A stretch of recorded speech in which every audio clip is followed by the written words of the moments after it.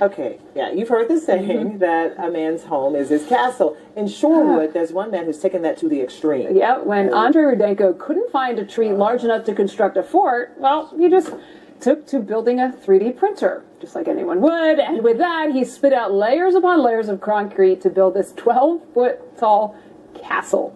And as Bill Hudson explains, it's just a small example of things to come.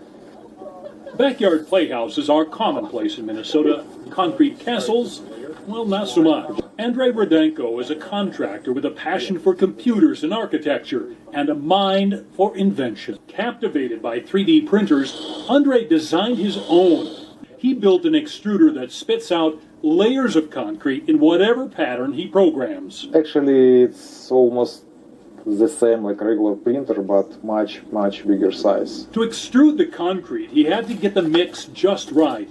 After the layered walls of the castle were complete, pieces of the turrets were printed out and stacked into place. And he's dreaming even bigger, scaling up the size to, yes, build something to live in. It's not just some days.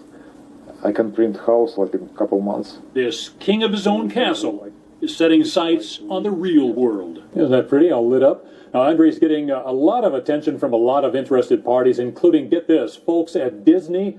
The Magic Kingdom could well benefit from his 3D extruding technology. You can imagine all the things they could make with it down there. He's so nonchalant about it. You have to be really smart, first of all, to do something Incredibly like that. smart. He's got such a background in engineering, in mechanics, and in computer-aided design. So, yeah, it's just natural for him, right? Doesn't surprise me Disney wants to get a hold of that guy. I think the kids could use one of those. Great. Thanks, Bill. Sure.